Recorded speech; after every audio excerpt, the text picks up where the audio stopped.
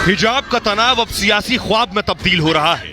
पहले ओढ़ने पहनने की आजादी के नाम पर आवाज उठाई, फिर देश भर में शुरू हुई लड़ाई, और जब मुद्दा मंसूबों के मुताबिक चलने लगा तो चाहत और भी आगे परवान चढ़ने लगी। AIMIM चीफ असदुद्दीन ओवैसी ने अपना सांप्रदायिक शिगुफा छेड़ते हुए भावी प्रधानमंत्री को मजहबी चोला पहना दिया। अभी तक ओवैसी स्कूल कॉलेज में हिजाब पर रोक से आहत थे, अब उनकी चाहत हिजाबी प्रधानमंत्री बनाने की हो गई है। बोले एक दिन कोई लड़की हिजाब पहनकर प्रधानमंत्री बनेगी। तो अपनी बेटियों को इंशाअल्लाह ताला अगर वो ये फैसला करती है कि अब्बा अम्मी मैं हिजाब पहनूंगी, तो अब्बा अम्मी पहले बोलेंगे बेटा पहन, तुझे कौन रोकता हम देखेंगे इंशाअल्लाह। हिजाब निकाब पहनेंगे, कॉलेज को जाएंगे, डॉक्टर भी बनेंगे, कलेक्टर भी बनेंगे, SDM भी बनेंगे, बिजनेसमैन भी बनेंगे, और एक दिन याद रखना तुम कांड की जनता, शायद मैं जिंदा नहीं रहूंगा, तुम देखना एक दिन इस देश की प्रधानमंत्री एक बच्ची हिजाब पहन के प्रधानमंत्री बनेगी।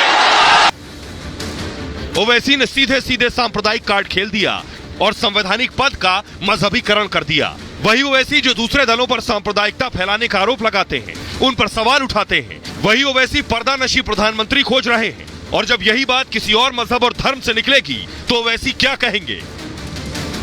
अब असदुद्दीन ओवैसी की इन बातों में अब मुस्लिम महिलाएं फंसने वाली नहीं है। ये कितने भी कट्टरपंथी मौलानाओं के कठमुल्लों के दबाव में इस तरह की बयानबाजी करके लोगों को भड़काने की कोशिश करते रहे, लेकिन अब इस तरह का कोई ध्रुवीकरण मजहबी आधार पर नहीं होगा। अब देश विकास के मुद्दे पर बात करेगा और विकास के मुद्दे पर ही चुनाव लड़े जाएंगे।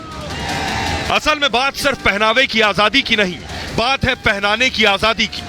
जिसको जो पहनना है वो पहन ही रहा है, लेकिन कुछ लोगों की चाहत पहनावे पर अपनी मनमर्जी चलाने की है। जो हिजाब नहीं पहनना चाहते उन्हें भी जबरन हिजाब पहनाना चाहते हैं।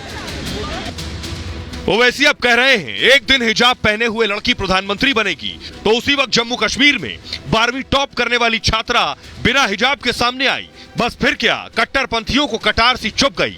उन्हें हिजाबी तस्वीर की चाहत रखने वालों को वो मेधावी पसंद ही नहीं आई। उन्हें उस छात्रा के हाथ में खिताब से ज्यादा उसके चेहरे पर हिजाब देखना था। हद ये हो गई कि उस होनहार बेटी को धमकियां मिलने लगी। जिसे तालियां मिलनी चाहिए थी उसे भद्दी और घिनौनी गालियां मिलने लगी। जिसने सबका सिर ऊंचा कर दिया उसका सिर कलम करने की तकरीरें होने लगी। एक चीज मैं मानती हूँ कि हिजाब किसी की रिलीजियस ये डिफाइन नहीं करता। मतलब में भी ऐसा है कि मैं खुदा से ज्यादा मोहब्बत करती हूँ उन लोगों से, एंड मुझे तो हिजाब ऑब्वियसली लगाना है, बट मैं ये चाहती हूँ कि मैं हिजाब तब लगाऊं जब मैं पूरा अमल उस पे करूँ। ये नहीं कि मैं नाम की हिजाबी बनूं। मैं ये चाहती हूँ कि मैं जब हिजाब लगाऊं तब मैं उस पे पूरा अमल करूँ, तब मैं उसके लायक बनूं। मैं नमाजें पढ़ना स्टार्ट करूँ, 5 वक्त नमाजें पढ़ूं, मैं वैसे ही काम करूँ। मैं ऐसे हिजाब नहीं लगाना चाहती। नकाब के समर्थन में कट्टरपंथी सोच तब बेनकाब हो गई जब होनहार बेटी अरूसा परवेज को जबरन हिजाब पहनाने के मंसूबे पाले जाने लगे। अरूसा ने 500 में से 499 अंक लाकर साइंस स्ट्रीम में टॉप किया है। सोशल मीडिया पर बधाई संदेश का सिलसिला शुरू हुआ था कि कट्टरपंथियों ने अरूसा को ट्रोल करना शुरू कर दिया। अपनी योग्यता से सबको गर्व कराने वाली बेटी इन धमकियों से सिहर उठी और पूछने लगी, क्या समझ नहीं आ रहा कि एक ही वर्ग के लोग मुझे क्यों ट्रोल कर रहे हैं? जबकि दूसरी तरफ से तारीफ मिल रही है। ऑनलाइन फतवों पर अरूसा ने कहा कि मुझे खुद को सच्चा मुसलमान साबित करने के लिए हिजाब पहनने की जरूरत नहीं। इस पर मुझे देखिए, मुझे फर्क नहीं पड़ता मुझे कौन ट्रोल कर रहा है कौन है, क्योंकि वहां पे अगर 40% लोग मेरे को ट्रोल कर रहे हैं, 60% ऐसे भी है जो मुझे सपोर्ट कर रहे हैं, and I am really thankful उन लोगों का। बस मैं ये कहना चाहती हूँ कि मुझे ऑब्वियसली हिजाब लगाना है, हिजाब हमारा राइट है, हिजाब हमें जरूरी लगाना है, बट मैं ये चाहती हूँ कि मैं हिजाब तब लगाऊं जब मैं उसके लायक। हिजाब के जरिए कुछ लोग सियासी हित साधने में लगे हैं। उन्हें पहनावे की आजादी से ज्यादा पहनाने की आजादी चाहिए। वो जो चाहे पहना सके। अगर बात पहनने की आजादी की है तो क्या कश्मीर की होनहार बेटी को अपनी मर्जी से पहनने और ना पहनने का हक नहीं? अगर है तो क्यों जबरन हिजाब थोपा जा रहा है? उसे भी तो ना कहने का अधिकार है।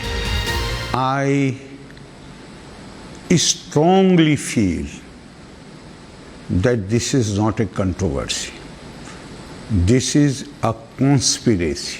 कहीं समाजवादी पार्टी के नेता, कहीं MIM के नेता, कहीं PFI के नेता इस प्रकार से महागठबंधन बनाकर हिजाब के मामले पे, यूनिफॉर्म के मामले पे मिस इन्फॉर्म करके इस देश में जैसे चुनावों से पहले वोट बैंक को भड़काना, वोट बैंक को एक तरीके से अग्रेसिव करना और फिर वोट कमाने की राजनीति की जा रही है, तुष्टीकरण की राजनीति की जा रही है। जम्मू कश्मीर में 12वीं टॉप करने वाली छात्रा के प्रकरण ने कईयों को बेनकाब कर दिया। हिजाब पर हो हल्ला करने वाले इस मसले पर सन्नाटे में चले गए। यही वजह है कि सवाल आजादी की परिभाषा पर उठ रहे हैं। आखिर आजादी कैद होने की क्यों मांगी जा रही है? आजादी आजाद होने की क्यों नहीं मांगी जा रही? अगर पहनावे की आजादी है तो क्यों एक बेटी को अपनी मर्जी से पहनने नहीं दे रहे? अगर आजादी है तो क्यों बेटी को हिजाब से आजाद नहीं होने देना चाहते? सवाल हिजाब के हिमायतियों से है। क्या उन्हें जबरन हिजाब पहनाने की आजादी चाहिए? क्या इस आजादी का पैमाना जबरन हिजाब पहनाना ही है? Bureau report, Republic Bharat.